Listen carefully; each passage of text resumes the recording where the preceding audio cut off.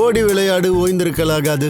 அதுக்கு தான் சூப்பர் சரவணா ஸ்டோர்ஸ்ல சம்மருக்கு ஆடைகள் வாங்கும் போது outdoor games free. Super Saravana Stores summer கோடையை கொண்டாடலாம். பாஜகவை வீழ்த்தணும் அப்படின்ற ஒரே நோக்கத்தோட 24க்கும் மேற்பட்ட எதிர்கட்சிகள் ஒன்றிணைந்து இண்டி கூட்டணி அப்படின்னு ஒரு வலுவான அணியை உருவாக்குனாங்க.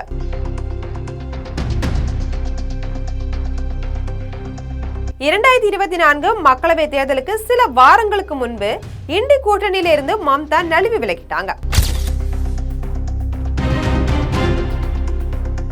அதே போல தமிழக சட்டமன்ற தேர்தலில் திமுக பின்னடைவை சந்திச்சிருக்கு.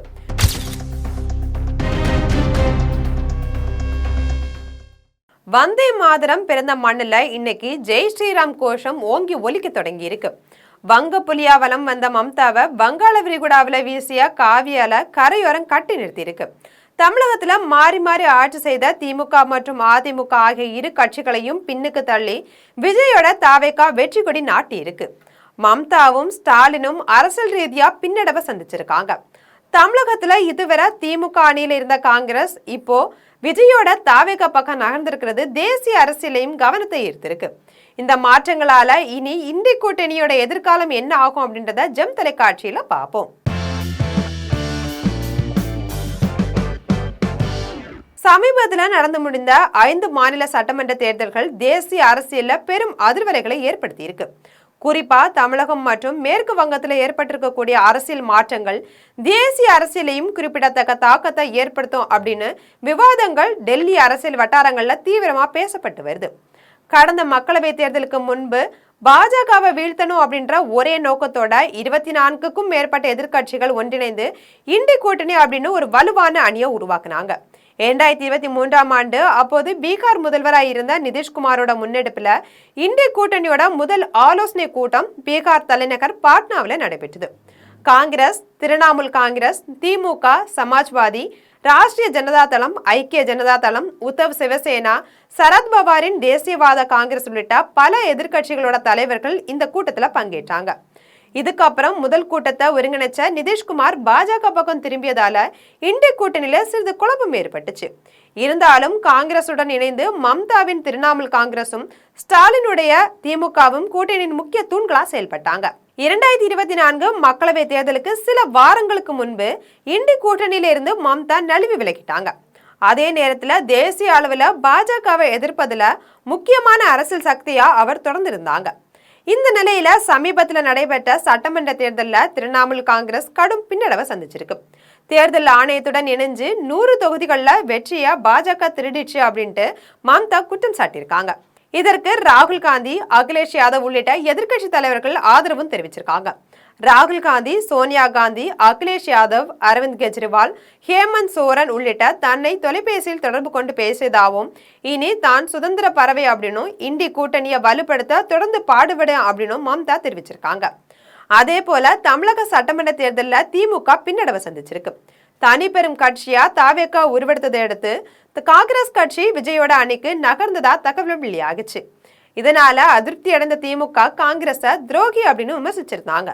இந்த அரசியல் நகர்வுகள் காரணமா இண்டி கூட்டணிக்குள்ள ஒருங்கிணைப்பு குறைந்து குழப்பமான நிலை உருவாக்கி இருக்கிறதா அரசியல் வட்டாரங்கள் கூறுறாங்க. இந்த சூழல சமாஜ்வாதி கட்சி தலைவர் அகிலேஷ் யாதவ் மம்தா மற்றும் ஸ்டாலினுடன் இருக்கும் புகைப்படங்களை சமூக வலைதளங்கள்ல பகிர்ந்து இக்கட்டான சூழல்ல கைவிடுபவர்கள் நாங்கள் அல்ல அப்படின்னு மறைமுகமா காங்கிரஸை சுட்டி காட்டியிருக்காங்க. 2024 மக்களவை தேர்தலில் காங்கிரஸ் சமாஜ்வாதி கூட்டணி உத்தரப்பிரதேசத்துல கணிசமான வெற்றியை பெற்றிருந்தாங்க. அதே போல வரவிருக்கக்கூடிய உத்தரப்பிரதேச சட்டமன்ற தேர்தலையும் இரு கட்சிகளும் இணைந்து சந்திக்கும் அப்படின்னு எதிர்பார்க்கப்பட்ட நிலையில அகிலேஷன் இந்த கருத்து புதிய அரசியல் யூகங்களுக்கு வழிவகுத்திருக்கு. இதற்கிடையில எதிர்கட்சிகளுடைய கூட்டணிக்கு தலைமை தாங்கக்கூடிய அளவுக்கு காங்கிரஸ் வலுவா இல்ல அப்படின்ற கருத்தும் அரசியல் வட்டாரங்கள்ல எழுந்திருக்கு. இண்டி கூட்டணிக்குள்ள ஸ்டாலின் அல்லது மம்தா தலைமை ஏற்கலாம் அப்படின்னு சில குரல்கள் அவ்வப்போது ஒலித்திருந்தாங்க.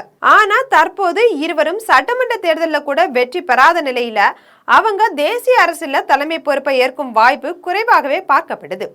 இந்த சூழல்ல இண்டி கூட்டணி தெளிவான தலைமையின்றி குழப்பமான நிலையை நோக்கி நகர்ந்து கொண்டிருக்குது அப்படின்னு அரசியல் பார்வையாளர்கள் கூறுறாங்க. பாஜகவுக்கு சித்தாந்த ரீதியா எதிராக கருதப்படக்கூடிய திமுகவும் அரசியல் ரீதியா முக்கிய எதிரணியா இருக்கக்கூடிய திரிணாமுல் காங்கிரசும் சமீபத்திய தேர்தல்களில் பின்னடைவை சந்திச்சிருக்காங்க. அதே போல நாட்டில் நிலைத்திருந்த ஒரே இடதுசாரி ஆட்சியும் கேரளாவில் மாற்றத்தை சந்திச்சிருக்கு. இந்த மாற்றங்கள் அனைத்தும் தேசிய அரசியல்ல பாஜகவின் நிலையை மேலும் வலுப்படுத்தும் அப்படின்னு அரசியல் பார்வையாளர்கள் மதிப்பிடுறாங்க. இத்தகைய சூழல்ல பாஜகவை எதிர்கொள்ளும் நோக்கில உருவான இண்டி கூட்டணி எதிர்காலத்துல எவ்வாறு மறுசீரமைக்கப்பட்டு புதிய வடிவம் பெறும் அப்படின்றது தேசிய அரசியலோட முக்கிய கேள்வியா உருவெடுத்திருக்கு. இந்த சூழல்ல காங்கிரஸ் திமுக கூட்டணியில இருந்து விலகி விஜயோட தாவேகா அணியில இணைந்ததா தகவல் வெளியாகுச்சு. இதை தொடர்ந்து திமுக தரப்புல காங்கிரஸ் துரோகம் செய்தது அப்படின்னு குற்றச்சாட்டும் எழுந்துச்சு. அதே நேரத்துல அகிலேஷ் யாதவ் மம்தா பானர்ஜியை சந்திச்சிருக்கிறதும் விரைவில் ஸ்டாலினை சந்திக்க திட்டம் இருக்கிறதும் அரசியல்ல கவனத்தை ஈர்த்திருக்கு.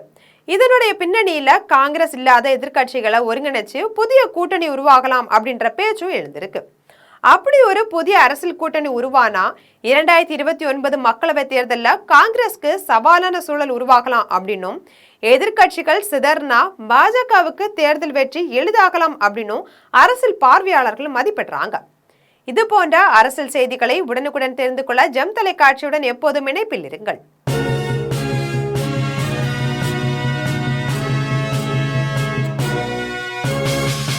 ஓடி விளையாடு ஓய்ந்திருக்கலாகாது. அதுக்கு தான் சூப்பர் சரவணா ஸ்டோர்ஸ்ல சம்மருக்கு ஆடைகள் வாங்கும் போது outdoor games free. Super Saravana Stores summer கோடையை கொண்டாடலாம்.